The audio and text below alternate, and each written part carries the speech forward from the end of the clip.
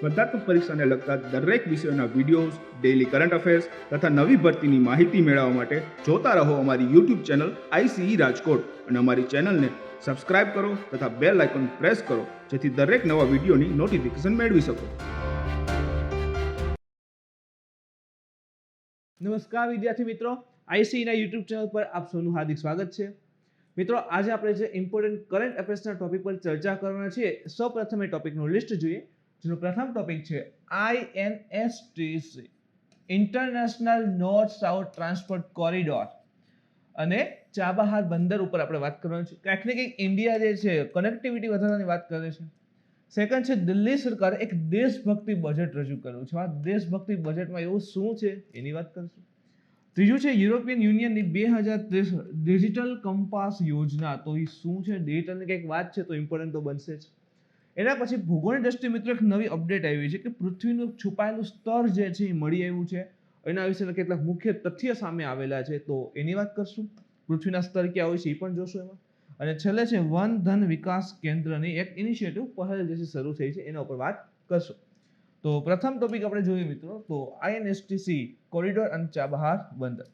તો આપણું ઇન્ડિયા છે મિત્રો, ગુજરાતની અંદર કંડલા, અને આ તમે જોઈ શકો આ ઈરાન છે, અને અહીં જે છે ચાબહાર બંદર છે. આ ગ્વાદર પોર્ટ છે, પાકિસ્તાનનું છે, ચીન દ્વારા ડેવલપ્ડ છે, અને ચીનની જે સ્ટ્રિંગ ઓફ પર્લ નીતિ છે એમાં પણ સમાવેશ છે આ ગ્વાદર પોર્ટ. અને અહીંથી તમે જોઈ શકો છો કે આ રૂટ ડેવલપ થઈને ધીરે ધીરે અફઘાનિસ્તાન કાબુલ સુધી જાય છે. કાબુલને પણ યાદ રાખજો, એક ડેમ બનાવવાનું છે આ વખતે એના ઉપર. અફઘાનિસ્તાનમાં ઇન્ડિયા ડેમ બનાવ્યો છે, સરતુટ ડેમ, તો ઇમ્પોર્ટન્ટ છે એ પણ. ભારતે ચાબહાર બંદરને 13 દેશોના આંતરરાષ્ટ્રીય ઉત્તર દક્ષિણ transport corridor, international north south transport corridor, કેટલા કન્ટ્રીના? તો 13 દેશો. વિચાર કરો કે જે મધ્ય એશિયા, મિડલ ઇસ્ટ એશિયા જે છે, આખું આ મધ્ય એશિયા, ખાસ કરીને મિડલ એશિયા જ, એના ટોટલ અલગ અલગ 13 દેશો સાથેની કનેક્ટિવિટી માટે ચાબહાર બંદરને કનેક્ટ કરવાની, જોડવાની ઈચ્છા જે છે વ્યક્ત કરી છે. તો એની અંદર સમાવિષ્ટ કરવાની ઈચ્છા ભારતે વ્યક્ત કરી છે ચાબહાર બંદરને. અને મેરીટાઈમ ઇન્ડિયા સમિટ આ પણ આપણે કરંટમાં લીધેલી છે મિત્રો, 2.0 શરૂ થઈ હતી. તો મેરીટાઈમ ઇન્ડિયા સમિટ જે છે એ દરમિયાન ચાબહાર દિવસની સમારોહમાં INSTC ચાબહાર દિવસની ઉજવણી કરેલી હતી. ચાબહાર બંદર બનેલું હતું, એને કમ્પ્લીટ થયા હતા વર્ષો તો. તો એ દિવસના સમારોહમાં INST એટલે કે ઇન્ટરનેશનલ નોર્થ સાઉથ ટ્રાન્સપોર્ટ કોરિડોરની અંતર્ગત સદસ્યનો વિસ્તાર કરવા માટે અફઘાનિસ્તાન અને ઉઝબેકિસ્તાનથી આમાં સામેલ થવાનો આગ્રહ કરવામાં આવ્યો. તો અફઘાનિસ્તાન અને ઉપર આવે છે ઉઝબેકિસ્તાન. તો એને પણ રિક્વેસ્ટ કરવામાં કે તમે પણ આ જે international north south transport corridor છે એમાં સમાવેશ થાવ. અને એનાથી શું થશે કે ભાઈ આ જે ટ્રાન્સપોર્ટેશનનો જે કોરિડોર છે, કનેક્ટિવિટી જે છે એ વધશે. તો એટલા માટે અફઘાનિસ્તાન એને રિક્વેસ્ટ કરવામાં આવી છે. આ સમિટમાં Afghanistan, Armenia, Iran, Kazakhstan, Russia, ઉઝબેકિસ્તાનના ઇન્ફ્રાસ્ટ્રક્ચર ક્ષેત્રના જે મંત્રી રહેલા છે એના સહિત અનેક પ્રાદેશિક અધિકારીઓ પણ ઉપસ્થિત રહ્યા હતા. તો તમે જોઈ શકો છો ઘણા બધા દેશના અધિકારીઓ અથવા તો જે મંત્રીઓ જે છે હાજર રહ્યા હતા. ભારતનો પ્રસ્તાવ ઉપર વાત કરીએ આપણે, તો જે INSTC જે ઈરાનના સૌથી મોટા બંદર અબ્બાસથી પસાર થાય છે. તો ઈરાનનું સૌથી મોટું બંદર કયું છે? તો યાદ રાખજો, અબ્બાસ બંદર છે. તો ત્યાંથી જે છે INSTC પસાર થઈ છે. તેમાં ચાબહાર બંદરને સમાવવાનો પ્રસ્તાવ ભારતે મૂકેલો છે. હવે જો અહીંયા પ્રથમ ફોટો જોઈએ ને મિત્રો, તો તમને થોડું ઘણો અંદાજ તો આવશે કે આ જ રહેલું છે ભાઈ ઈરાન, અહીંથી અફઘાનિસ્તાન છે આમાં, અને અહીં એનું બંદર આવેલા છે અબ્બાસ. હવે ત્યાંથી લઈ અને તમે જોવો ને તો આમ કનેક્ટિવિટી રહેલી છે. ભારતે એ રિક્વેસ્ટ કરી કે ભાઈ ચાબહારને પણ એને કનેક્ટ કરી દો, શું વાંધો છે એમ. જેથી કરીને શું થશે, કનેક્ટિવિટી ભારતની બહુ સારી થઈ જશે.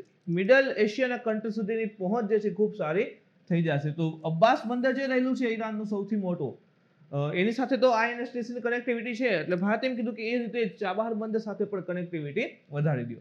અને કહ્યું કે કાબુલ ક્યાં આવશે? તો કે અફઘાનિસ્તાનમાં, અને તાશ્કંદ જે આવે છે ઉઝબેકિસ્તાનમાં. જમીન માર્ગ દ્વારા INSTCના પૂર્વીય કોરિડોરનું નિર્માણ થશે.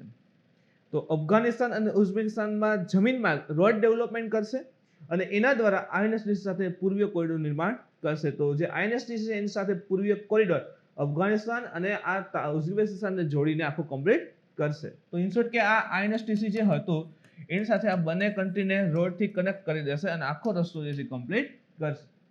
ચાબહારને INSTCમાં સમાવવા માટે ભારતનો આ પ્રસ્તાવ યુનાઇટેડ સ્ટેટ દ્વારા સંયુક્ત વ્યાપક કાર્યવાહી યોજના, જે તમને ખબર હશે JCPOA કહેવાય છે, joint comprehensive plan on action, JCPOA, પરમાણુ પ્રતિબંધો ઉપર ઈરાનની સાથે વાટાઘાટની સ્થિતિને પુનઃસ્થાપિત કરવા અને કેટલાક પ્રતિબંધોમાં સંભવિત હળવાશને ધ્યાનમાં રાખીને પણ મૂકવામાં આવ્યું છે. ઈરાન ઉપર જે છે યુએસએ પ્રતિબંધ લગાવેલા હતા. આપણે જાણીએ છીએ ઘણા બધા પ્રતિબંધો લગાવેલા હતા ઈરાન ઉપર. યુએસએ ખાસ કરીને પરમાણુ પ્રતિબંધો લગાવેલા હતા. તો કાંઈક ને કાંઈક ભારત જે છે ઈરાન સાથે આ પ્રકારના કરાર કરી, આ પ્રકારે રિક્વેસ્ટ કરી, ટ્રાન્સપોર્ટેશનની સુવિધાઓ વધારે, ઇન્શ્યોર કે ત્યાં સુધી કનેક્ટિવિટી પહોંચાડે અને કેટલાક વાટાઘાટા દ્વારા સ્થિતિ જે છે એને કંટ્રોલ કરવાની કોશિશ કરે છે. ભારત જે છે એના સંબંધ ઈરાન સાથે ખૂબ વધારે સારા બનાવવા માંગે છે અને પ્રતિબંધો રહેલા છે એમાં સંભવિત હળવાશને પણ ધ્યાનમાં રાખીને આ વસ્તુ પ્રસ્તાવ જે છે મૂકવામાં આવેલો છે કે આજે યુએસએ પ્રતિબંધ રાખ્યા છે, ઓકે, કાંઈક તો હંમેશા લૂપ હોય જ કે ગેપ નીકળી જ આવતો હોય, તો જે પણ સંભવિત હળવાશવાળા પણ ઇન્શ્યોર કે પોસિબલ હોય એ પ્રકારના રસ્તા કાઢી અને કનેક્ટિવિટી દ્વારા ભારત જે છે ઈરાન સાથે સંબંધ ખૂબ સારો કરવા પણ માંગે છે. અફઘાનિસ્તાન દ્વારા એક પૂર્વીય કોરિડોરની સ્થાપના તેની ક્ષમતામાં વૃદ્ધિ કરશે. હવે અફઘાનિસ્તાન અત્યારે રહેલું છે અહીં કાબુલ છે, તો આ પ્રકારના કોરિડોરનું નિર્માણ કરશે તો એની જે કેપેસિટી બિલ્ડિંગ છે એ વધશે, સારી થશે, એમ ટ્રાન્સપોર્ટેશન સુવિધા વધશે, આની સાથે જ જે ટ્રેડિંગ જે છે એ ખૂબ વધારે થઈ શકશે, તો એની ક્ષમતા જે છે એ વધશે. ભારતે અફઘાનિસ્તાન અને ઈરાનને માનવતાવાદી સહાય જ્યારે પણ એ જરૂર પડે છે ત્યારે માનવતાને ધ્યાનમાં રાખીને મદદ કરે છે. કટોકટી વખતના પુરવઠો અને વેપારની તકોના સંદર્ભમાં વૃદ્ધિ કરવાની બાબતમાં તાજેતરના વર્ષોમાં ચાબહારની ભૂમિકા પણ પ્રકાશ પાડ્યો હતો. ખાસ કરીને ઈરાન અને અફઘાનિસ્તાનમાં જે પણ ડેવલપમેન્ટ થાય છે ક્યાંક ને ક્યાંક માનવતાવાદી સહાયની જરૂર પડે તો પણ ભારત ઊભું હતું, કટોકટી વખતે પુરવઠાની જરૂર પડે તો પણ ભારત હતું, અને વેપારની તક, ટ્રેડ ડેવલપમેન્ટની બધું થાય અથવા તો ઇન્ફ્રાસ્ટ્રક્ચર ડેવલપમેન્ટ થાય એ માટે પણ ભારત જે છે હંમેશા ઊભું હોય છે. અને એ દ્રષ્ટિએ ચાબહારની જે ઇમ્પોર્ટન્સ છે આ બધાના વિકાસ માટે ચાબહારનું મહત્વ જે છે ભારતે રજૂ કર્યું હતું. જેમ કે તમને ખબર હશે કે વચ્ચે જ્યારે ચાબહાર પોર્ટ દ્વારા પ્રથમ વખત ઘઉં એક્સપોર્ટ કરીને ત્યાં પહોંચાડવામાં આવે ત્યારે પણ આવ્યું હતું. તો એ શું થયું કે માનવતાવાદી સહાય તો કટોકટી પુરવઠાની સહાય થઈ, તો એ મુજબ જે છે ચાબહારનું ઇમ્પોર્ટન્સ છે ભારત હંમેશા રજૂ કરે છે. ચાબહાર બંદર ઉપર પણ વાત કરીએ મિત્રો. સ્થાન તો તે ઓમાનનો અખાત પૂછેલો છે એસટી. ઓમાનના અખાત પર સ્થિત છે અને પાકિસ્તાનના ગ્વાદર બંદરથી માત્ર 72 કિલોમીટર દૂર છે, જે ચીન દ્વારા વિકસિત કરેલ છે. તો આપણે ડ્રો કરીએ તો પાકિસ્તાનનું ગ્વાદર અહીંયા આવે છે અને ઈરાનનું અહીંયા, આપણે જે ચાબહાર બંદર છે અહીં આવે છે. તો ગ્વાદરથી માત્ર 72 કિલોમીટર દૂર છે અને ગ્વાદર પોર્ટ છે પાકિસ્તાનનો, એનું ડેવલપમેન્ટ ચાઇનાએ કર્યું છે. હમણાં શરૂઆતમાં વાત કરી, સ્ટ્રિંગ ઓફ પર્લમાં પણ એ સમાવેશ છે. અન્ય તથ્યની વાત કરીએ તો તે એકમાત્ર ઈરાની બંદર છે જેની પાસે હિન્દ મહાસાગરનો સીધો પ્રવેશ છે. તો બાકી ઉપરની સાઈડથી રહેલું છે, તો હિન્દ મહાસાગરમાં ડાઉનસ્ટ્રીમમાં નીચે તરફના વિસ્તારની અંતર્ગત કનેક્ટિવિટી જોતી હોય સારામાં સારી, તો આ ચાબહાર એકમાત્ર ઈરાનનું બંદર છે જેની કનેક્ટિવિટી સીધી હિન્દ મહાસાગર સાથે રહેલી છે. અને તેમાં બે અલગ અલગ બંદરો પણ સમાવેશ છે જેના નામ છે શાહિદ બેહેશ્તી અને એક છે શાહિદ કલંતરી. તો આ બંદરો પણ સમાવેશ છે. આવું પૂછી શકે છે મિત્રો, જીપીએસસી હાર્ડ કરવી હશે તો પૂછશે શાહિદ બેહેશ્તી, શાહિદ કલંતરી અને ચાબહાર ત્રણેયને એક કરીને પૂછે કે એના બે ભાગના રૂપમાં રહેલા છે, તો એ વખતે પણ ધ્યાનમાં હોવું જરૂરી છે. અફઘાનિસ્તાન, ઈરાન અને ભારત ચાબહાર બંદરને વિકસાવવા અને વર્ષ 2016માં એક ત્રિપક્ષીય પરિવહન અને પરિવહન કોરિડોર સ્થાપિત કરવા માટે એક ત્રિપક્ષીય કરાર પર હસ્તાક્ષર કર્યા હતા. તો આ જે ચાબહાર બંદર છે, ચાબહાર પોર્ટ છે, એના ડેવલપમેન્ટ માટે ઇન્ડિયા, અફઘાનિસ્તાન એન્ડ ઈરાન ત્રણેય દેશો એક મેમોરેન્ડમ ઓફ અન્ડરસ્ટેન્ડિંગ MOU કરેલા હતા 2016માં, ખાસ કરીને ટ્રાન્સપોર્ટેશન કોરિડોરના ડેવલપમેન્ટ માટે, અને એના અંતર્ગત જે છે ચાબહાર પોર્ટનું ડેવલપમેન્ટ કરેલું છે. હવે મહત્વ, પહેલા તો સૌથી પહેલા ભારતના સંદર્ભમાં શું એનું મહત્વ છે ચાબહાર પોર્ટનું, તો આ ભારતની અફઘાનિસ્તાન અને મધ્ય એશિયાની રાજ્યો સાથેની કનેક્ટિવિટી, રાજ્ય ઇન્સ્યોર કે અહીંયા લેવાયું છે દેશના સંદર્ભમાં, મધ્ય એશિયન જે કન્ટ્રી રહે છે સાથે કનેક્ટિવ એક મહત્વપૂર્ણ યોજના પણ રહેલી છે. હવે અફઘાનિસ્તાન છે લેન્ડલોક કન્ટ્રી છે, એને કંઈ દરિયો નથી, તો અફઘાનિસ્તાન સુધી પહોંચ કરવી તો વચ્ચે પાકિસ્તાન આવી તો કંઈ રસ્તા આપશે નહીં, તો ઓટોમેટિક આપણી પાસે રસ્તો શું હશે કે ભાઈ અહીંથી આપણે ગુજરાત સાઈડથી જે છે અથવા તો ભારતની કનેક્ટિવિટી જે છે ઈરાન સાથેની, ઈરાનના વિસ્તારમાં પોર્ટ ડેવલપ થાય અને એના દ્વારા જે છે અફઘાનિસ્તાન સુધી પહોંચ બને. તો એ નીતિ અંતર્ગત જે છે અફઘાનિસ્તાનને મદદ કરવા અને એના દ્વારા મધ્ય એશિયાના જે પણ દેશ રહેલા છે ત્યાં સુધી કનેક્ટિવિટી વધારવા માટે આ ચાબહાર પોર્ટ ભારત માટે ખૂબ જ મહત્વનું સાબિત થશે. ચીન અને પાકિસ્તાનને જવાબ પણ મળી ગયો, જેમ કે આ અફઘાનિસ્તાનના અને મધ્ય એશિયા સાથે વેપાર માટે કાયમી વૈકલ્પિક માર્ગ ખોલી દેશે. ઈરાન દ્વારા જે છે ઈરાનના પોર્ટ ઉપરથી અફઘાનિસ્તાન દ્વારા જે છે મધ્ય એશિયાના કન્ટ્રી સુધી, તો મધ્ય એશિયાના દેશો સુધી પહોંચ, ખાસ કરીને વેપારની પહોંચ જે છે એના વૈકલ્પિક દરવાજા ખોલી ગયા છે. એક દરવાજો બંધ થશે તો આ દરવાજો તો ખુલ્લો રહેશે જ. તો વૈકલ્પિક દરવાજા ઓપન કરી દીધા ભારતે, કારણ કે પાકિસ્તાન મુખ્ય માર્ગ ઉપર અવરોધ ઉત્પન્ન કરે છે. વાત કરીને પાકિસ્તાન છે જમીન માર્ગ ઉપર અવરોધ ઉત્પન્ન કરે છે. અફઘાનિસ્તાન આપણે જવું હોય તો જમીન માર્ગે નથી જવા દેતું, કંઈક ને કંઈક અવરોધ ઉત્પન્ન કરશે અથવા તો જવા જ નથી દે એમ. સો આપણી પાસે અલ્ટરનેટિવ ઓપ્શનોમાં જવું છે તો એના ઓપ્શનમાં જે છે આ ચાબહાર પોર્ટ ડેવલપમેન્ટ જે ખૂબ જ મહત્વપૂર્ણ સાબિત થઈ ગયું. તો ચીન અને પાકિસ્તાન એક જવાબ મળી ગયો. ચીનની હજી વાત કરીએ તો ચીન અને પાકિસ્તાન ચાઇના પાક ઇકોનોમિક કોરિડોર, જેને સીપેક કહીએ છીએ, ચાઇના પાકિસ્તાન ઇકોનોમિક કોરિડોર તથા ગ્વાદર બંદર દ્વારા આર્થિક અને વેપાર સહયોગ વધારવાનો પ્રયાસ કરે છે. ગ્વાદર પોર્ટ દ્વારા ચીન જે છે પાકિસ્તાન અને ચીન કે ખાસ કરીને ચીન પાકિસ્તાનના ડેવલપમેન્ટની વાતના બહાને જે છે ભાઈ એનું શોષણ ને બધું કરે છે, આપણે જાણીએ છીએ. પણ ઠીક છે, ગ્વાદર પોર્ટ આવેલો છે અને એનો વિકાસ જે છે ઓલરેડી ચીને કર્યો છે. તો બંને દેશો એકબીજાને સહયોગ આપે છે. પાકિસ્તાન જે છે એને જમીન આપી દીધી, ગ્વાદર પોર્ટ આપી દીધો, અને ચીન એના બદલામાં એને ઇકોનોમિકલી સહાય કરતું હશે. તો બંને એકબીજાને મદદ કરી અને આગળ વધવાનો પ્રયાસ કરી રહ્યા છે. પાકિસ્તાન પણ ચીનને જે બેલ્ટ એન્ડ રોડ ઇનિશિયેટિવ જે BRI છે એનો ભાગમાં બનેલ છે. તો ઠીક છે, પાકિસ્તાન ભલે એનો ભાગ રહ્યો, પણ હા, બંનેને જવાબ આપવા માટે ભારતે જે છે ખાસ કરીને આ ઈરાનની વિસ્તારની અંદર જે ચાબહાર પોર્ટ ડેવલપમેન્ટ કરેલો છે આપી દીધો જવાબ કહી શકીએ છીએ. ભારત પ્રશાંત ક્ષેત્ર એની જે આખી વ્યૂહરચનાનો એક ભાગના રૂપમાં પણ ચાબહાર ઇમ્પોર્ટન્ટ છે. તો ચાબહાર બંદર એ ભારત પ્રશાંત વ્યૂહરચનાનો એક મુખ્ય ભાગ છે, જેમાં હિન્દ મહાસાગરના ક્ષેત્રની સાથે યુરેશિયા પણ સામેલ છે. યુરોપ અને યુરેશિયન કન્ટ્રી સાથેની પહોંચ, જેમ કે જોવા અહીં તમે જોવો કે આ યુરોપના પાર્ટ છે, આ એશિયાના પાર્ટ છે, આ વિસ્તાર. તો યુરોપ અને એશિયા અહીં તમે જો ઓલરેડી આ પ્રકારે કનેક્ટિવિટી રહેલી છે. તો ભાઈ આપણે જઈ શકીએ છીએ રસ્તા દ્વારા. ઘણી વખત ઇમ્પોર્ટન્ટ બને છે કે ભાઈ આ રસ્તો મુંબઈના પોર્ટથી આખો આ રીતે મેડિટેરિયન સી થઈ, નોર્થ સી થઈ, આખો યુરોપને કવર કરી, અથવા અહીંથી બ્લેક સી દ્વારા પણ કાસ્પિયન સી જઈ શકીએ છીએ. તો આવી કંઈક કનેક્ટિવિટી રહેલી છે. હવે આ રેડ પટ્ટો છે આનું ડેવલપમેન્ટ થઈ જાય તો શું થશે કે આ એશિયા, આ મિડલ એશિયાના કન્ટ્રી પ્લસ યુરોપ, એટલે યુરોપ અને એશિયા એટલે કે યુરેશિયાની કનેક્ટિવિટી સીધી થઈ જશે, હિન્દ મહાસાગર સાથે થઈ જશે. એમાં પ્રભુત્વ અને ભારતનું પણ સ્થાન મહત્વપૂર્ણ હશે. તો યુરોપ અને આ મિડલ એશિયન કન્ટ્રીના કનેક્ટિવિટી સીધી હિન્દ મહાસાગર સાથે થાય તો એમાં પણ આ રસ્તો ક્યાંક મહત્વપૂર્ણ સાબિત થશે. તો એટલા માટે આ હતું કે ભાઈ એક હિન્દ મહાસાગર ક્ષેત્રની સાથે યુરેશિયા પણ સમાવેશ ભવિષ્યમાં થઈ શકશે. અફઘાનિસ્તાનના સંદર્ભમાં એનો પોર્ટનું મહત્વ આપણે સમજીએ તો ઇન્ફ્રાસ્ટ્રક્ચર અને શિક્ષણ પ્રોજેક્ટ દ્વારા અફઘાનિસ્તાનના વિકાસમાં ભારતની ભૂમિકા સરળ બનાવશે. તો ઇન્ફ્રાસ્ટ્રક્ચર જેમ કે ચાબહાર પોર્ટથી પછી અફઘાનિસ્તાન સુધી આખા રોડના ડેવલપમેન્ટ કર્યા છે. અફઘાનિસ્તાનની અંતર્ગત શિક્ષણના પ્રોજેક્ટ પણ આપણે ચલાવીએ છીએ. ઘણા બધા પ્રકારના પ્રોજેક્ટ રહ્યા છે, પાર્લામેન્ટનું ડેવલપમેન્ટ છે, આ બધું. તો એના દ્વારા ભાઈ અફઘાનિસ્તાનનો આપણે વિશ્વાસ પ્રાપ્ત કરી શક્યા. સેકન્ડ, એના પછી જોઈએ તો મધ્ય એશિયન દેશોના સંદર્ભમાં આપણે જોઈએ ને મિડલ એશિયન કન્ટ્રી જે રહેલા છે એની સાથે કનેક્ટિવિટી વધશે. જેમ કે ભાઈ કઝાકિસ્તાન, ઉઝબેકિસ્તાન છે એ ચાબહાર બંદરને હિન્દ મહાક્ષેત્રમાં પ્રવેશદ્વાર તરીકે જુએ છે. તો મિડલ એશિયન કન્ટ્રી જે આવેલા છે એની તો સીધી કનેક્ટિવિટી હિન્દ મહાસાગર સાથે હશે નહીં. અને હિન્દ મહાસાગર શા માટે ઇમ્પોર્ટન્ટ છે? તો કે મોસ્ટ ઓફ આખા વિશ્વનું ટ્રેડિંગ જે છે જળમાર્ગમાં કોઈ થતું હોય તો હિન્દ મહાસાગર જળમાર્ગે જ થાય છે. તો આ બધા કઝાકિસ્તાન, ઉઝબેકિસ્તાન છે એનું જે એક્સપોર્ટ ને કરવાનું હોય તો જે હિન્દ મહાસાગર દ્વારા કરવું હશે તો ચાબહારને એક દ્વારના રૂપમાં જુએ છે. આંતરરાષ્ટ્રીય ઉત્તર દક્ષિણ પરિવહન corridor, international north south transportation corridor. તો આ સભ્ય દેશો વચ્ચે એક પરિવહન સહયોગને પ્રોત્સાહન આપવાના ઉદ્દેશથી સભ્ય દેશ રહેલા છે.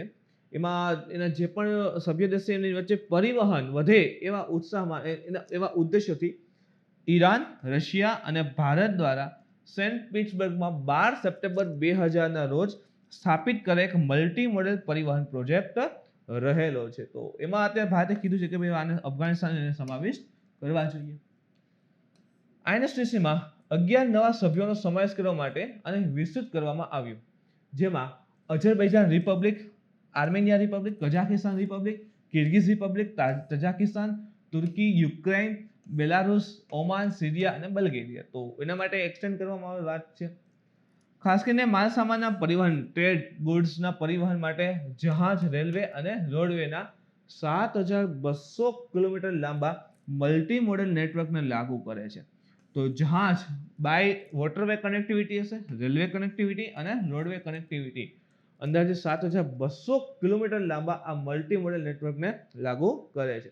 જેનો હેતુ તો કે ભારત અને રશિયા વચ્ચે પરિવહન ખર્ચ લગભગ 30% ઘટાડવાનો છે. પરિવહન ખર્ચ 30% ઘટી જશે અને બીજું એ કે સમયને જે છે 40 દિવસના અડધાથી વધુ ઘટાડવાનો છે. તો સમય પણ ઘણો બધો ઘટશે અને પરિવહનનો સમય પણ ઘણો બધો ઘટી જશે. તો આના દ્વારા જે છે પરિવહન સરળ થઈ જશે. તો જે રશિયા છે એ સુધી કનેક્ટિવિટી વધારી શકે છે સેન્ટ પીટર્સબર્ગના, તમે જોઈ શકો છો. હવે શા માટે રશિયાના આ બંધ? તો કે શિયાળા દરમિયાન રશિયાનો જે અપર પાર્ટ છે બધું થીજી જાય છે, આ બધું બંધ હોય છે. તો એના આ તરફ એના ગરમ પ્રવાહ આવે છે સમુદ્રી, તો એના કારણે આ બધું ખુલ્લું હોય છે. તો ટ્રેડિંગ ત્યાંથી પણ રશિયા કરે છે. તો ત્યાં સુધીની કનેક્ટિવિટી તમે જો મુંબઈ સુધી વધારેલી છે આપણે. રસ્તો એટલે તો ઇમ્પોર્ટન્ટ બને છે, સ્ટાન્ડર્ડ રૂટ કહ્યું ને આપણે કે ભાઈ જળ માર્ગ છે, રેલ માર્ગ છે, આના સિવાય તો કે સડક માર્ગ છે.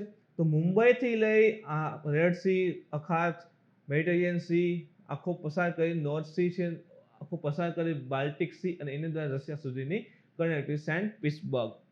તો એક આ કનેક્ટિવિટી રહેલી છે. એટલે ભારત એમ કહે છે કે એક આ તો છે જ, હવે એના દેશોને પણ કનેક્ટ કરીને એક રોડ બનાવીએ તો કે આ રોડ બનાવવાનો છે, જેથી કરી અને આખા વિસ્તારની કનેક્ટિવિટી અહીંયા આવી જશે. એટલે ભારતનો આ પ્રકારનો અત્યારે પ્રસ્તાવ રહેલો છે. આ કોરિડોર ઇસ્લામિક રિપબ્લિક ઈરાન દ્વારા હિન્દ મહાસાગર અને પર્શિયન ગલ્ફ, યાદ રાખજો Persian gulf, that is a Persian gulf, પૂછેલો એસટી નો જ પ્રશ્ન, પર્શિયન ગલ્ફને કાસ્પિયન સમુદ્રથી જોડે છે. તો પર્શિયન ગલ્ફનો આ વિસ્તાર જે છે તમે જો તો આ રહેલો છે કાસ્પિયન સી, આ છે બ્લેક સી, આ કાસ્પિયન સી છે. તો આ પર્શિયન ગલ્ફ, તો આ પર્શિયન ગલ્ફ જે છે એને કોની સાથે જોડશે? તો કે જે કાસ્પિયન સી છે એની સાથે જોડશે આ રસ્તો. અને રશિયન ફેડરેશન દ્વારા સેન્ટ પીટર્સબર્ગ અને ઉત્તર યુરોપ સાથે જોડાશે. તો રશિયન કોરિડોર ઓલરેડી રહ્યો છે, તો સેન્ટ પીટર્સબર્ગને આ ઉત્તરના યુરોપિયન સાથે પણ આ જોડી દેશે આખો વિસ્તાર. તો કનેક્ટિવિટી બહુ સારી આવી જશે આનાથી. તો એના માટે ભારત અત્યારે પ્રસ્તાવ રાખેલો છે. થોડાક જીઓગ્રાફિકલી ઇમ્પોર્ટન્ટ થશે. ઇવન તમે જુઓ છો મેપ બેઝ હવે પાછા ક્વેશ્ચન પૂછવા લાગ્યા છે, પર્શિયન ગલ્ફ ક્યાં છે, આ છે, તો કોને અલગ કરે છે. તો આ વસ્તુ ધ્યાનમાં રાખજો મિત્રો. એના પછી જોઈએ તો દિલ્હી સરકારે દેશભક્તિ બજેટ રજૂ કરેલું છે. યાદ રાખજો દેશભક્તિ બજેટ ઇન દિલ્હી આસામની વાત કરીએ શું છે. દિલ્હી સરકારે 9 માર્ચ 2021ના રોજ નાણાકીય વર્ષ 2021 માટેનું બજેટ જે છે રજૂ કર્યું. સરકારે 69,000 કરોડનું બજેટ રજૂ કર્યું હતું જે દેશભક્તિ ઉપર આધારિત છે. એટલા માટે બજેટને દેશભક્તિ બજેટ કહેલું છે. હવે એમાં શું છે એવું વિશેષતા એ પણ છે. તો દિલ્હીના નાયબ મુખ્યમંત્રી મનીષ સિસોદિયા દ્વારા બજેટ રજૂ કરાયું હતું અને બજેટ રજૂ કરતા તેમણે જાહેરાત કરી કે સરકારે ભારતનો 75મો સ્વતંત્રતા દિવસ ઉજવવાનું નક્કી કર્યું છે. જાણીએ છીએ કે 15મી ઓગસ્ટ 2022ના રોજ આઝાદીના 75 વર્ષ પૂરા થશે. ઇવન આવતીકાલથી 12 માર્ચ તમને યાદ હશે દાંડી કૂચની શરૂઆત થઈ હતી. તો પ્રધાનમંત્રી દ્વારા આની પણ આ વખતે શરૂઆત થશે અને અહીંથી જ આઝાદીના 75 વર્ષના સેલિબ્રેશન માટે એક અમૃત મહોત્સવ સેલિબ્રેશન થશે જે 15 ઓગસ્ટ 2022 સુધી ચાલશે. તો આ ઇમ્પોર્ટન્ટ ફેક્ટ છે, યાદ રાખજો. દાંડી કૂચને લઈને પ્રશ્ન યુપીએસસી થી લઈ અને ક્લાસથી લગીને આવેલા છે, તો બધા પ્રશ્ન જોઈ લેજો કેવી રીતે પૂછાય છે. અને ખાસ કરીને દરેક ફેક્ટની સાથે ઇન્ફોર્મેશન કલેક્ટ કરજો. આસપાસના અન્ય ઘટનાઓ લાઈક કે રાઉન્ડ ટેબલ કોન્ફરન્સ ને હોય તો એ બધું પણ સાથે જોઈ લેજો. હવે એને જાહેરાત કરી કે ભાઈ 75મો સ્વતંત્રતા દિવસ ઉજવવાનું ભારત સરકારે નક્કી કર્યું છે, તો દિલ્હી પણ ઉજવશે. તો દિલ્હી સરકારે 12 માર્ચ 2021 થી આ કાર્યક્રમનું આયોજન કરશે અને 75 અઠવાડિયા સુધી એ ચાલવાનો છે, એ અમૃત મહોત્સવ. બજેટની હાઇલાઇટ જોઈએ તો નાયબ મુખ્ય પ્રધાને જાહેરાત કરી કે દેશભક્તિ બજેટ અંતર્ગત સરકારે દિલ્હીમાં 500 સ્થળોએ રાષ્ટ્રધ્વજ લહેરાવશે. તો ઇમ્પોર્ટન્ટ ફેક્ટ છે મિત્રો, એટલા માટે લીધેલું છે કે દેશભક્તિ બજેટ પહેલા તો કોનું છે તો કે દિલ્હી સરકારે રજૂ કરેલ છે. સેકન્ડ થિંગ કે એને અંતર્ગત 500 સ્થળોએ રાષ્ટ્રધ્વજ લહેરાવવામાં આવશે અને ઉચ્ચ પોલ સ્થાપવા માટે ₹45 કરોડ ફાળવવાનો પ્રસ્તાવ. ઉચ્ચ પોલ એટલે થાંભલા ઊંચા જે પાઇપ આવશે એની સ્થાપના કરશે અને પછી જે છે ભારતનો તિરંગો જે છે એ લહેરાવવામાં આવશે. તો આ રીતે જે છે દેશભક્તિ બજેટને રજૂ કરેલ છે. દેશભક્તિના સમયનું આયોજન શહેરની શાળાઓમાં યોજાશે. શાળાઓને હાઇલાઇટ છે. બજેટમાં જણાવ્યું છે કે સરકાર વર્ષ 2047 સુધીમાં 2047 એટલે આઝાદીના 100 વર્ષ પૂરા થશે. તો 2047 સુધીમાં સિંગાપુરના સ્તરે પહોંચવા માટે દિલ્હીની માથાદીઠ આવક વધારવા માંગે છે. સિંગાપુર ખૂબ આગળ છે મિત્રો. સિંગાપુરની જે પર કેપિટા ઇન્કમ કહીએ માથાદીઠ આવકને ખૂબ વધારે છે. તો એ લેયર ઉપર 2047માં પહોંચવું છે. આઝાદીના 100 વર્ષ પૂરા થાય તો સિંગાપુરના લેવલે પહોંચવાની વાત કરી છે. તો એના માટે દિલ્હીની જે માથાદીઠ આવક જે છે એ વધારવા માંગે છે. સરકાર દેશભક્તિ સમારોહ દરમિયાન ભગતસિંહના જીવન પર યોજનારા કાર્યક્રમો માટે 10 કરોડની ફાળવણી પણ કરી છે. તો એ પણ હાઇલાઇટ છે. યાદ રાખજો કે ભગતસિંહના જે જીવન ઉપર જે પણ પ્રસંગો રહેલા છે આંદોલનની બધું એ રજૂ કરવા માટે 10 કરોડની ફાળવણી પણ કરેલી છે. તો આ વખતે એટલા માટે દેશભક્તિનું બજેટ કીધેલું છે. દિલ્હીની અર્થવ્યવસ્થા પર વાત કરીએ તો દિલ્હી અર્થતંત્ર તમામ રાજ્યોના કેન્દ્રશાસિત પ્રદેશમાં 13મું સૌથી મોટું છે. જેમ તે કેમ આપણે દેશના અર્થતંત્ર ઇકોનોમી આટલા સ્તરે છે, વિશ્વમાં આટલા નંબરની ઇકોનોમી છે, 5મી 6ઠી 7મી વાત કરતા હોઈએ ને, એમ દેશમાં પણ જે તે રાજ્ય અથવા કેન્દ્રશાસિત ઇકોનોમીમાં કેટલામાં ક્રમે છે ઇમ્પોર્ટન્ટ હોય તો દિલ્હી જે છે એ દેશમાં 13મું સૌથી મોટું કહેવાય કે ભાઈ અર્થતંત્ર ધરાવતું કેન્દ્ર શાસિત છે.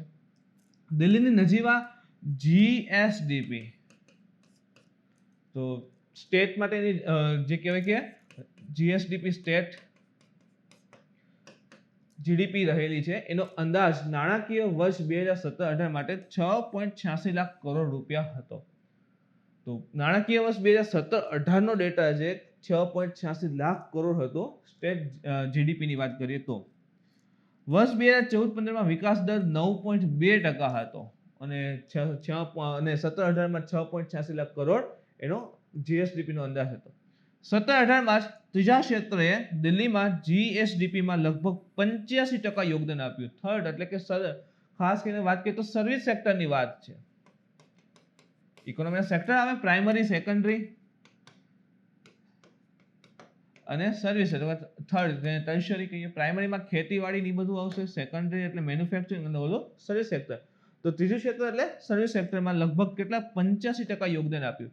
જ્યારે દ્વિતીય અને પ્રાથમિક ક્ષેત્રે અનુક્રમે 12 અને 3%. હવે દિલ્હીમાં ભાઈ એગ્રીકલ્ચર કેટલું હોઈ શકે? પ્રાઇમરી સેક્ટર ઓછું છે તો પ્રાથમિક સેક્ટર 3%, મેન્યુફેક્ચરિંગ 12 અને સર્વિસ સેક્ટર સૌથી વધારે 85% જેટલું યોગદાન આપ્યું હતું. સેવા ક્ષેત્ર વાર્ષિક વૃદ્ધિ દર 7.3% નોંધાયો છે. તો દર વખતે 7.3% જેટલો અંદાજિત એમાં વધારો થયો છે એવું એને કીધેલું છે. રાષ્ટ્રીય રાજધાની ક્ષેત્ર ઉત્તર ભારતનું સૌથી મોટું વ્યાપારિક કેન્દ્ર છે. ક્લાસ 3 માટે સારો ફેક્ટ બને છે મિત્રો. રાષ્ટ્રીય રાજધાની ક્ષેત્ર નેશનલ કેપિટલ રિજન જે એનસીઆર જેને આપણે ન્યૂ દિલ્હી કહીએ છીએ તે ઉત્તર ભારતનું સૌથી મોટું વ્યાપારિક કેન્દ્ર પણ રહેલ છે. તાજેતરના અંદાજ મુજબ 2020 સુધીમાં દિલ્હીમાં શહેરી ક્ષેત્રનું અર્થતંત્ર $295 અબજ હતું. અત્યારે તો 13મું કહેવાય કે ભાઈ ઇકોનોમીમાં આગળ છે કેન્દ્ર શાસિત.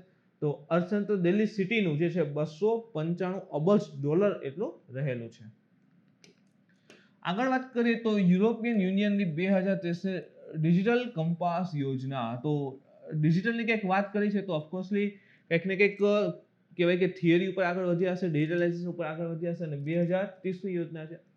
તો યુરોપિયન યુનિયન દ્વારા એટલે કે EU દ્વારા તેની યોજના 2030 ડિજિટલ કંપાસ યોજના રજૂ કરવામાં આવી, જેમાં કોવિડ-19 રોગચાળા દ્વારા ચીની અને અમેરિકન કંપનીઓની માલિકીની મુખ્ય ટેકનોલોજી પર 27 દેશોની અવલંબનતાને બહાર કાઢ્યા પછી તો કોવિડ-19 સમયે શું થયું હતું? ઓલરેડી ઠપ થઈ ગયેલું હતું. તો જે આખા વિશ્વમાં ચીન અને અમેરિકાની કંપનીઓની માલિકીની જે હાવી હતી, આપણે જો બજેટને સમજો તો એ પણ ઇમ્પોર્ટન્ટ થશે.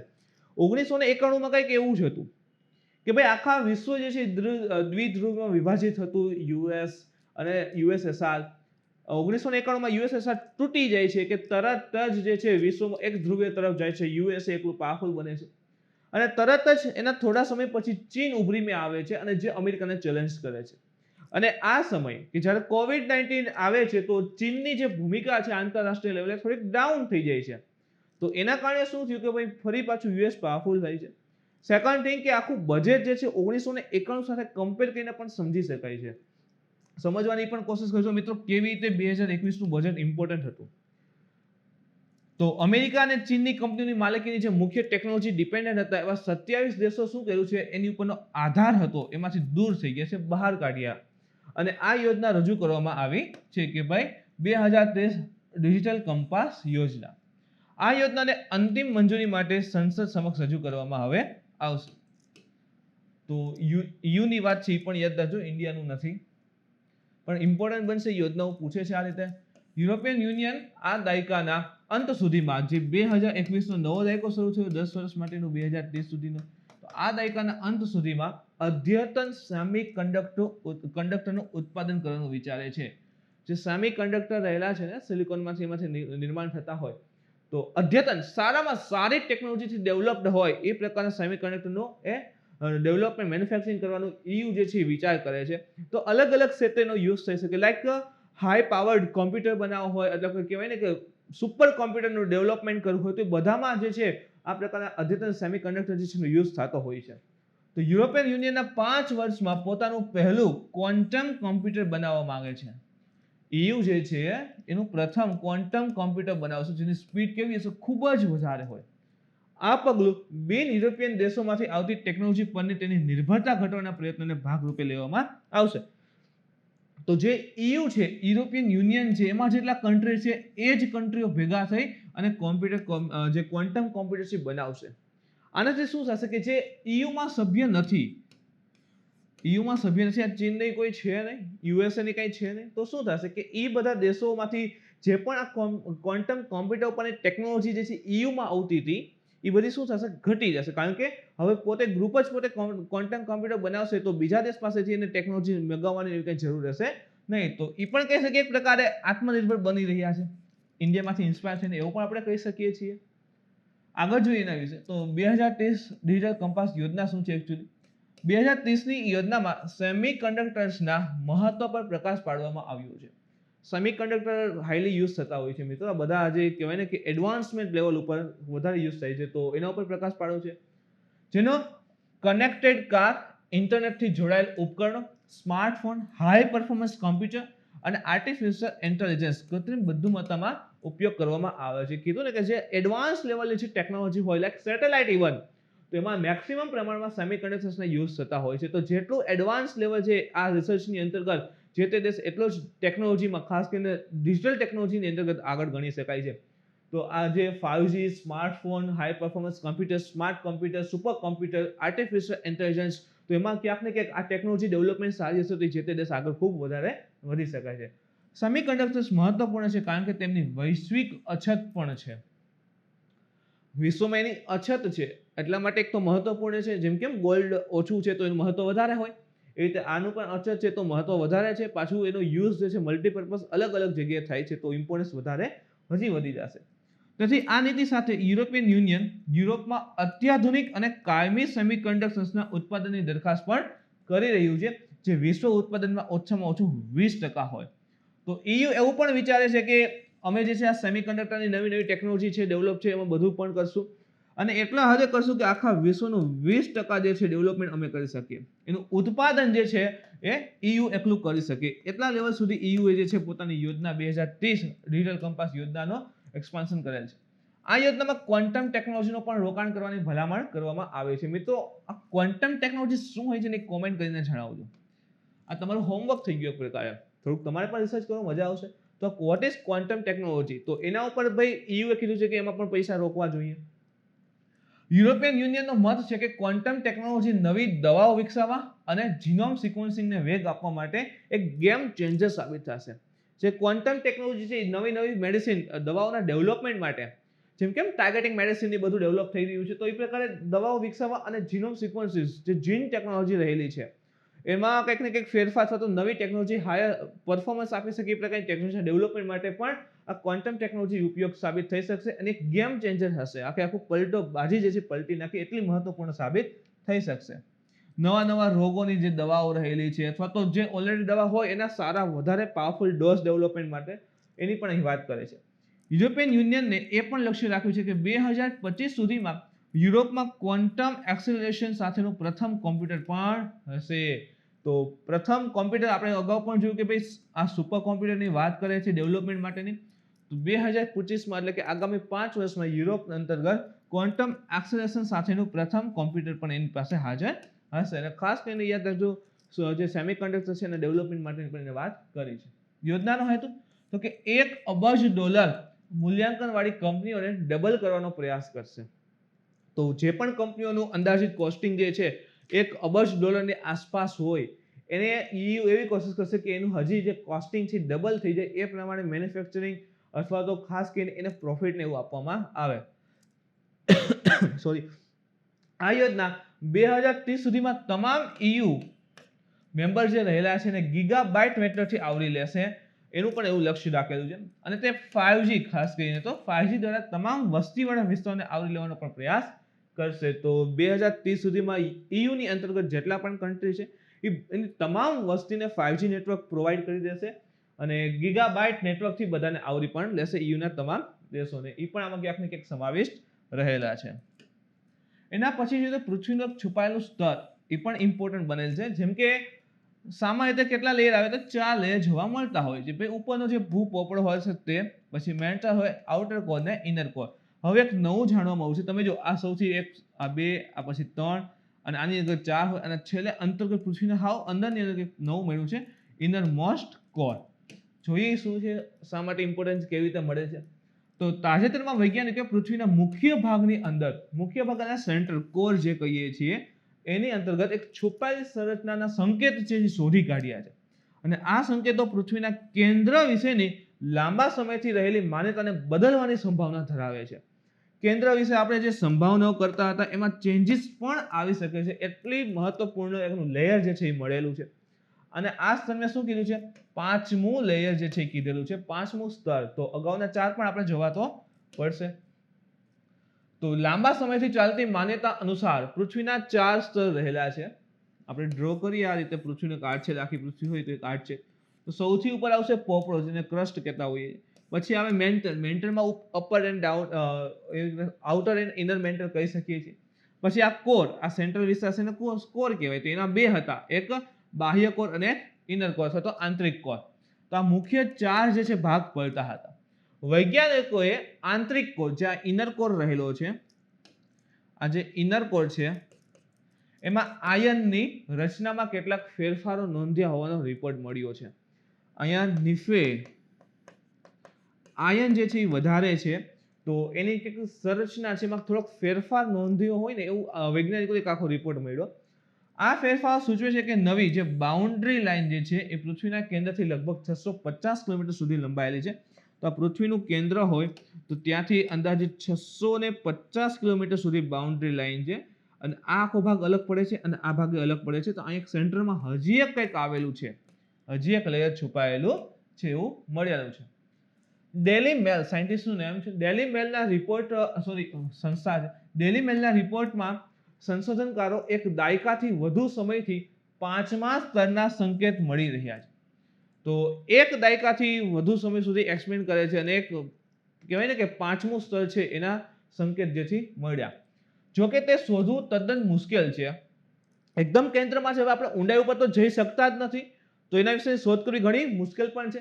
પૃથ્વીના અંદર મુસાફરી કરતા ભૂકંપીય તરંગો આપણે તો જઈ શકતા નથી, એટલે શું કરે છે સિસ્મિક વેવ, જે ભૂકંપીય તરંગો આવે ને, પ્રાઇમરી, સેકન્ડરી, લોન્જિટ્યુડનલ વેવ, લવ વેવ, તો એ બધાને શું કરે છે એમાંથી પસાર કરે. તો ભૂકંપીય તરંગો જે છે પૃથ્વીમાંથી પસાર કરતા ટ્રાવેલ ટાઈમ ડેટાનો અભ્યાસ કરે છે કે જ્યાંથી પસાર થાય છે તેની વર્તણૂક બદલે છે કે શું, કેટલો સમય લાગે છે, સ્થાનાંતર કેટલું થાય છે. તો ભૂકંપીય તરંગોનો ટ્રાવેલ ટાઈમ ડેટાનો અભ્યાસ કરે છે અને એના આધારે સંશોધનકારો જે રિસર્ચર છે એ 5મા સ્તર વિશે શંકાસ્પદ રહેલા છે કે સપોઝ અહીંયા જે છે 5મું સ્તર આવેલું હશે. આ ડેટાને આંતરરાષ્ટ્રીય સિસ્મોલોજીકલ સેન્ટર દ્વારા કેપ્ચર પણ કરવામાં આવ્યો છે. જેમ કે આ પૃથ્વી હોય તો અહીંથી સિસ્મો, આ જે કહેવાય કે ભૂકંપીય તરંગો પસાર કરે તો જે SPSL વેવ રહેલા છે, તો જે વેવ જે પસાર થશે એની વર્તણૂક ચેન્જ થતી જશે, એ મુજબ પૃથ્વીના લેયરની બધું નક્કી થઈ જશે. આ ડેટાને પગલે વૈજ્ઞાનિકો અને સંશોધનકારોએ પૃથ્વીના આંતરિક ભાગની રચનામાં ફેરફાર માટેના પુરાવા શોધવા માટે તેમના નવા અલ્ગોરિધમનો પણ ઉપયોગ કરેલો છે. તો મેક્સિમમ શક્યતા છે કે ભાઈ આ નવું એક સ્તર જે છે રહેલું છે, જે વચ્ચે આખું લોખંડનું બનેલું છે.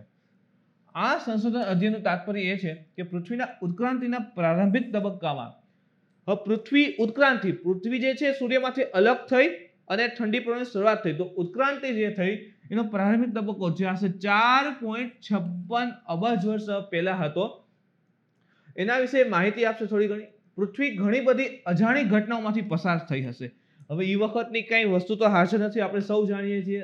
ફિઝિકલ જીઓગ્રાફી ભણો મિત્રો, એમાં આવી જાય કે ભાઈ સમુદ્રના તળિયા પણ નાશ થતા હોય, નવા બનતા હોય, તો પૃથ્વી પર આટલી જૂની વસ્તુ એ હાજર રહેલી નથી હોતી.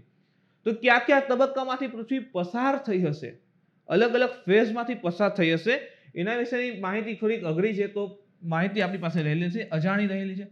ભૂસ્તર શાસ્ત્રીઓએ નિર્ધારિત કર્યું છે કે પૃથ્વીનો આંતરિક ભાગ જે છે એ અંદાજિત 5000 સેલ્સિયસ કરતાં પણ વધુ તાપમાન સુધી પહોંચેલ છે. હવે પૃથ્વી કીધું મુજબ કે આપણે કેન્દ્રમાં તો જઈ શકતા જ નથી, પણ શક્યતા રહેલી છે અભ્યાસના આધારે કે અંદાજિત 5000 સેલ્સિયસ સુધી રહેલ હશે. તો યાદ રાખજો કે ખાસ કરીને જે ઇનર પાર્ટ જે રહેલો છે, કેન્દ્ર જે પાંચમું લેયર છે, એ મોસ્ટ ઓફ તો આયનથી જ બનેલું હશે એવું લાગે છે. એના ગઠ્ઠો હશે જામી ગયેલો એમ. એના પછી વન ધન વિકાસ કેન્દ્ર પહેલ. અત્યાર સુધીમાં દેશના 22 રાજ્ય અને એક કેન્દ્રશાસિત પ્રદેશમાં 1770 વન ધન કેન્દ્રોને મંજૂરી આપવામાં આવેલી છે. તો તમે જોઈ શકો કે વન ધન કેન્દ્રની જે આંકડો છે એ ઘણો મોટો થઈ ગયો છે. તો ઘણા બધા કેન્દ્રની નવા દેશમાં સ્થાપના થઈ ગઈ છે. તો આપણા માટે ઇમ્પોર્ટન્ટ બનશે કે આ શું છે એ સમજવું.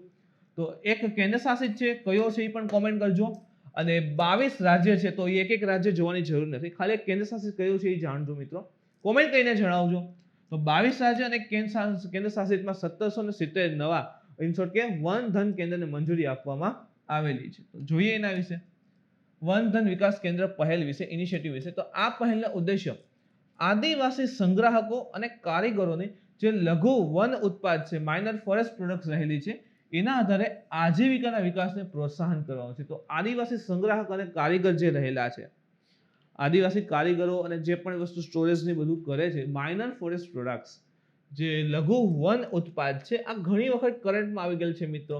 તો લઘુ વન ઉત્પાદના આધારે એની આજીવિકા, રોજીરોટીના વિકાસને પ્રોત્સાહન આપવા માટે વન ધન વિકાસ કેન્દ્રની સ્થાપના કરે છે. વન ધન, વિચાર કરો, જંગલમાંથી કંઈક ને કંઈક ઇન્કમ થાય, એનું જે પણ માઇનર ફોરેસ્ટ પ્રોડક્ટ્સ રહેલી છે, લઘુ વન ઉત્પાદ છે, એ વેચી એને પૈસા મળે, તો એની આજીવિકા ચાલે, એના વિકાસને એને પ્રોત્સાહિત કરવા માટે આ કેન્દ્રની સ્થાપના જે છે કરવામાં આવે છે.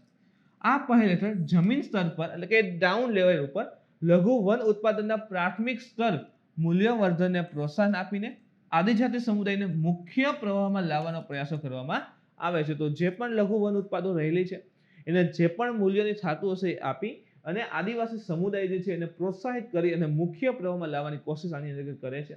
મહત્વ શું છે? તો કે આ પહેલ દ્વારા બિન ઇમારતી લાકડાની ઉત્પાદન મૂલ્ય ચેઇનમાં આદિવાસીઓનો હિસ્સો હાલમાં લગભગ 20% થી વધારીને 60% થવાની ધારણા છે. તો બિન ઇમારતી લાકડું જે રહેલું છે એનું ઉત્પાદન મૂલ્ય ચેઇન, એ જે ઉત્પાદન આવે છે, વેચી અને પૈસા આવે છે, એમાં આદિવાસીઓ જે રહેલા છે એનો હિસ્સો અંદાજિત 20% જ છે. 20% જેટલો જ એનો ભાગ આવે છે. તો આનાથી પ્રોત્સાહિત કરશે આ કેન્દ્ર, એને શું કરશે? પ્રોત્સાહિત કરશે આ પ્રકારના વૃક્ષના ડેવલપમેન્ટ માટે. તો ધીરે ધીરે ઓટોમેટિક શું થશે કે વૃક્ષને લાકડાની બધું લઈ આવશે, ખાસ કરીને લઘુ વન ઉત્પાદ, તો એના દ્વારા એને પૈસા મળશે, તો એની ભાગીદારી શું થશે? વધશે. તો 20% થી વધારીને કેટલી? 60% થવાની શક્યતા રહેલી છે. અમલીકરણ, તો કે આ યોજનાને કેન્દ્રીય સ્તર ઉપર જે છે એક મહત્વપૂર્ણ વિભાગ જે જનજાતીય કાર્ય મંત્રાલય છે એના દ્વારા અને રાષ્ટ્રીય સ્તર ઉપર જે છે એજન્સી છે એના રૂપમાં ટ્રાઇફેડના માધ્યમથી લાગુ કરાશે. તો કેન્દ્રીય સ્તરે એક મહત્વપૂર્ણ વિભાગ તરીકે જનજાતીય મંત્રાલય અને રાષ્ટ્રીય સ્તર ઉપર એક મહત્વપૂર્ણ એજન્સી કઈ જશે? તો કે ટ્રાઇફેડના માધ્યમથી લાગુ થશે. હવે રાજ્યમાં આવે તો રાજ્યના સ્તરે લઘુ વન ઉત્પાદનો માટે રાજ્ય નોડલ એજન્સી તથા જમીન સ્તર ઉપર ડાઉન લેવલ ઉપર એકદમ લો લેવલ ઉપર આવશે જિલ્લા કલેક્ટર મહત્વની ભૂમિકા નિભાવશે. તો કેન્દ્રથી લઈ અને જિલ્લા સુધી, હજી પર્ટિક્યુલર આપણે ગ્રામ્ય વિસ્તારમાં પણ જવું જોશે. તો સ્થાનિક સ્તરે કેન્દ્રનું જે મેનેજમેન્ટ જે છે એક મેનેજિંગ કમિટી હશે, ખાસ કરીને આપણે એને કહેતા હોય છે સેલ્ફ હેલ્પ ગ્રુપ, સ્વયં સહાયતા સમૂહ જે રહેલા છે એના દ્વારા આખા કેન્દ્રનું મેનેજમેન્ટ જે છે એ કરવામાં આવશે. એની ઉપર કોણ આવશે? જિલ્લા કલેક્ટરની ભૂમિકા હશે, એના પછી સ્ટેટની નોડલ એજન્સી હશે, પછી ટાઇફેડ હશે અને છેલ્લે જનજાતીય બાબતોનું મંત્રાલય. તો આ રીતે આખી યોજના લાગુ, આ કેન્દ્રની યોજના જે છે લાગુ થશે. આ સમિતિમાં વન ધન સ્વયં સહાયતા સમૂહના પ્રતિનિધિઓ સમાવેશ પણ હશે. તો એ જે એમાં સમાવેશ હશે, જે પ્રતિનિધિ એમાં સમાવેશ હશે. સંરચના જોઈએ તો યોજના પ્રમાણે ટ્રાઇફેડ દ્વારા લઘુ વન ઉત્પાદનો આધારિત મલ્ટીપર્પઝ વન ધન વિકાસ કેન્દ્ર સ્થાપવાની સુવિધા કરવામાં આવશે. તો ટ્રાઇફેડ જે છે એ લઘુ વન ઉત્પાદનો માટે એના ઉપર ડિપેન્ડન્ટ હોય, એના ઉપર આધારિત જે છે આ પ્રકારના વિકાસ કેન્દ્રોની સ્થાપનાની સુવિધા ટ્રાઇફેડ પૂરી પાડશે જે તે ગ્રામ્ય ક્ષેત્રમાં. જનજાતીય ક્ષેત્રમાં ખાસ કરીને પ્રત્યેક 10 સ્વયં સહાયતા જૂથોના દરેક ક્લસ્ટર અથવા સમૂહમાં 30 લઘુ વન ઉત્પાદક સંગ્રહ કરનાર આદિવાસીઓ સમાવેશ હશે. તો આંકડો આપેલો છે જનજાતીય ક્ષેત્ર માટે સ્પેશિયલી કીધેલું છે કે પ્રત્યેક 10 સ્વયં સહાયતા જૂથ, 10 જૂથની અંતર્ગત આમાં 30 લઘુ વન ઉત્પાદન સંગ્રહ કરનારા, જે પણ આ માઇનર ફોરેસ્ટ પ્રોડક્ટ્સ રહેલી છે એને સંગ્રહ કરનારા, એની પાસે રાખનારા વ્યક્તિઓ, એમાં ટોટલ 30 જેટલા આદિવાસીઓ આ 10 સ્વયં સહાયતા જૂથમાં સમાવેશ થશે, ખાસ કરીને જનજાતીય ક્ષેત્રની અંતર્ગત. તો મિત્રો આ હતો આજનો કરંટ અફેર્સ. આજનો લેક્ચર મિત્રો કંઈ ડાઉટ હોય, ક્વેરી હોય તો તમે કોમેન્ટ કરીને જણાવી શકો છો. મિત્રો આજનો વિડીયો ગમે તો લાઈક કરો, શેર કરો, તમારા મિત્રો સુધી પહોંચવા માટે કોશિશ કરો. કાલે ફરી મળીશું નવા ટોપિક સાથે. Thank you.